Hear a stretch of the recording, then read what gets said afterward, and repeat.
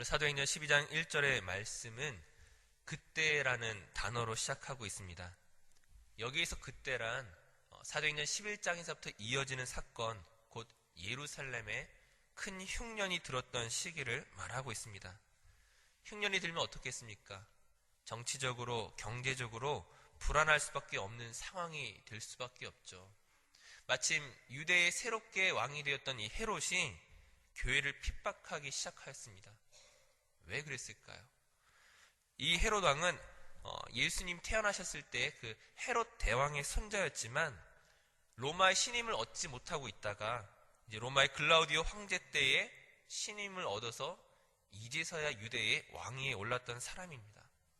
이제 왕위에 오른 지 얼마 되지 않았는데 지금 흉년으로 인하여 민심이 뒤숭숭하니까는 그것을 회복하기 위하여서 유대인들이 무엇을 좋아하는지, 자기를 통하여 어떤 것들을 기대하고 있는지를 살펴보았죠. 그리고 그것이 교회 지도자들에 대한 핍박으로 나타난 것이었습니다. 그 와중에 야고보 사도가 가장 먼저 잡히게 되었고 예수님의 제자 가운데서는 첫 번째 순교자가 되었습니다. 야고보가 죽었을 때 유대인들이 기뻐하는 것을 보고 제사장과 바리새인들이 좋아하는 것들을 보고 결국 더 그 일들을 열심히 하기 위해서, 더 많은 인기를 얻기 위해서 지금 예루살렘 교회의 수장이었던 베드로를 붙잡은 것이죠. 마침 그때가 6월절 기간이었습니다.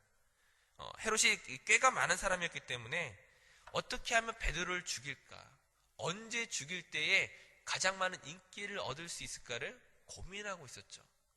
마침 무교절 기간이기 때문에 지금 유대인들 뿐만이 아니라 수많은 디아스포라 유대인들이 지금 예루살렘에 모이고 있었습니다. 이 6월절 마지막 날에 베드로를 처형할 때 아마 가장 극적인 효과를 누릴 수 있을 것이라고 기대하고 있었죠. 그러므로 그에게 있어서도 굉장히 중요한 일이었는데 막상 그가 근심하는 것이 무엇이었습니까? 무엇을 염려하였을까요? 혹시나 베드로가 도망가지는 않을까? 그 베드로가 행했던 여러 기적들에 대한 이야기를 그가 접했었고 또 그의 스승이었던 예수 그리스도의 부활에 대한 이야기도 들었을 것입니다. 수년 전에 사도들을 비롯하여 많은 사람들이 감옥에 갇혀있다 빠져나간 이야기도 들었을 것입니다. 그러므로 그가 상식에 어긋난 굉장히 엄중한 명령을 내리는 것들을 볼 수가 있습니다. 오늘 본문을 보시게 되면 4명씩 4교대로 밤낮 없이 16명이나 되는 군사들이 베드로를 지키게 한 것입니다.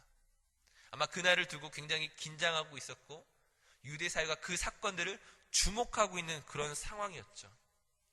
그런데 어떻습니까?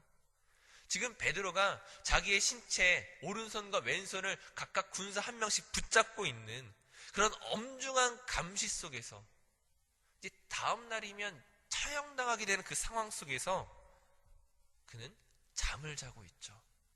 오죽하면 천사가 심하게 흔들어 깨워야만 일어날 만큼 깊은 잠에 빠져 있었다는 것입니다. 그리고 오늘 7절 말씀에 어떻게 나타납니까? 호련히 주의 사자가 나타나매 옥중에 광채가 빛나며 또 베드로의 옆구리를 쳐 깨워 이르되 급히 일어나라 하니 쇠사슬이 그 손에서 벗어지더라. 아무도 모르는 가운데 이 사건이 진행되었습니다. 천사가 베드로를 깨우고 그리고 어느새 간수들은 깊은 잠에 빠져 있고 그 쇠사슬과 수갑이 풀러진 상태에서 감옥문을 하나, 둘, 셋 지나가는 것들을 볼 수가 있습니다. 사실 마지막 나올 때까지도 베드로는 이것이 생시인지 꿈인지 환상인지 알 수 없는 상태에 있었죠. 그리고 천사가 떠나고 나서야 이것이 진짜임을 알았습니다. 하나님의 역사임을 깨달았죠. 11절 말씀에 베드로가 이렇게 고백합니다.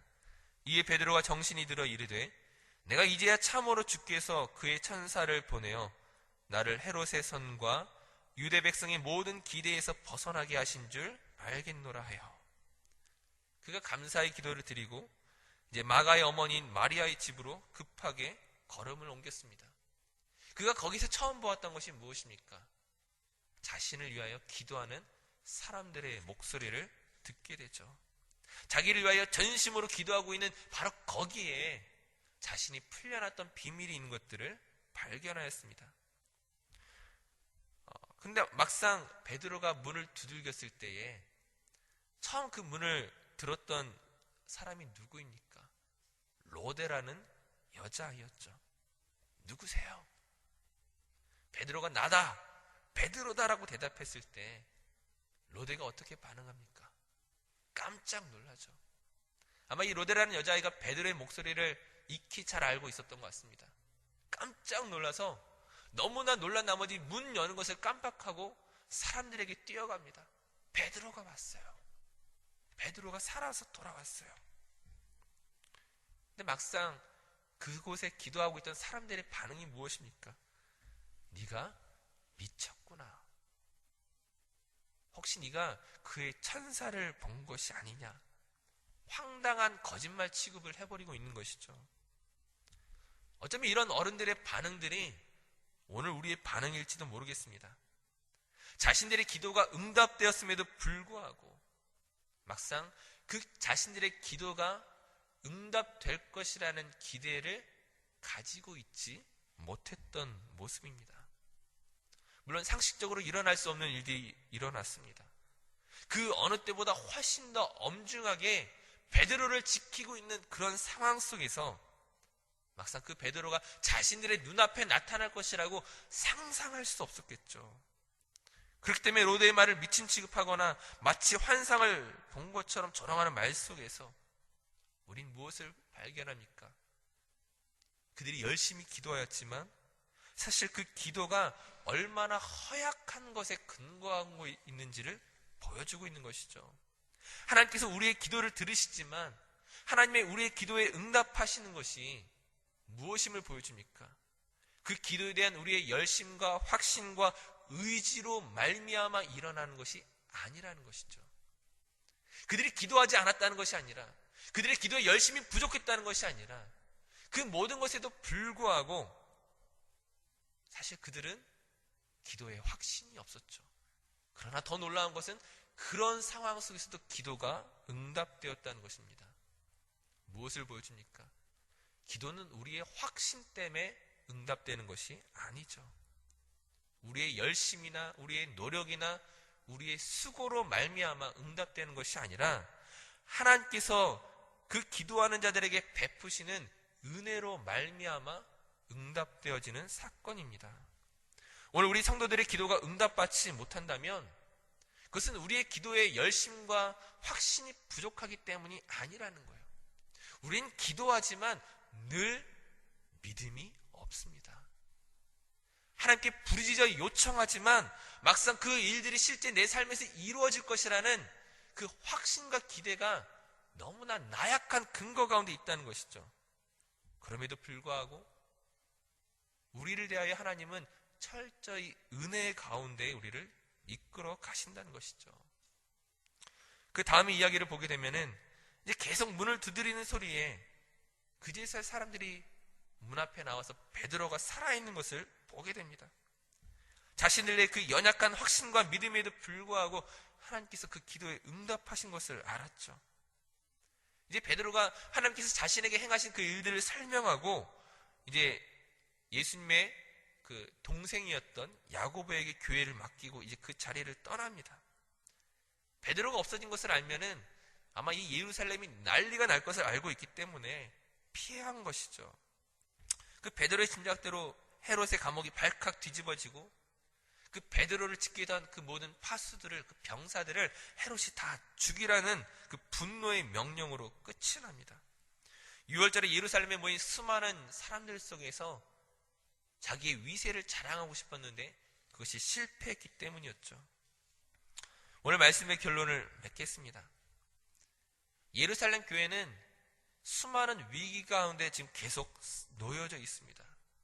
처음에는 사울과 같은 자들을 통하여 시작되었던 위기가 이제 왕으로부터 이어져서 유대 예루살렘 교회를 굉장히 큰 위험과 위기 속으로 몰아넣고 있습니다. 하지만 그 상황 속에서 우리가 발견하는 것은 하나님의 은혜이죠. 오히려 그 상황이 힘들수록 위태로울수록 하나님이 일하시는 것은 훨씬 더 극적으로 나타납니다. 하지만 극적으로 나타난 그 하나님의 은혜 가운데서 우리가 할 수 있는 것은 확신 없는, 신뢰 없는 연약한 기도뿐일지도 모르겠습니다. 그런 우리를 꾸짖지 아니하시고 그런 그들의 기도에 그럼에도 불구하고 응답하시는 하나님께서 오늘 우리의 삶에 왜 응답하시지 않겠습니까? 우리가 새벽에 나와 이렇게 기도하고 우리의 교회와 가정과 개인을 위하여 기도하고 있지만 그럼에도 불구하고 연약하여 흔들리는 그 우리를 왜 불쌍히 여기지 않으시겠습니까? 하나님께서 끝까지 우리를 돌보시고 지키시는 이유가 무엇일까요? 우리가 하나님의 사랑받는 자녀로 택함 받았기 때문입니다. 오늘도 그 사실을 기억하시고 다시금 힘을 얻으시고 과연 나의 기도가 응답되어질까라는 의심과 두려움이 아니라 하나님의 은혜 가운데 맡기며 한 걸음 한 걸음 옮겨나가는 모든 믿음의 성도들 되시기를 간절히 축원합니다. 기도하겠습니다.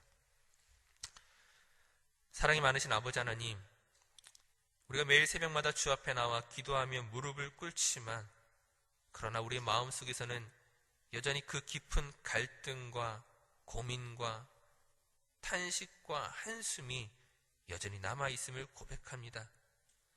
믿음 없는 자의 기도처럼 보이는 우리의 모습에도 불구하고 또다시 우리에게 은혜 베푸시며 긍휼을 더하시며 위로하시며 우리 모든 것들을 새롭게 바꾸어 가시는 하나님의 은혜가 여전히 있음을 믿음으로 고백합니다.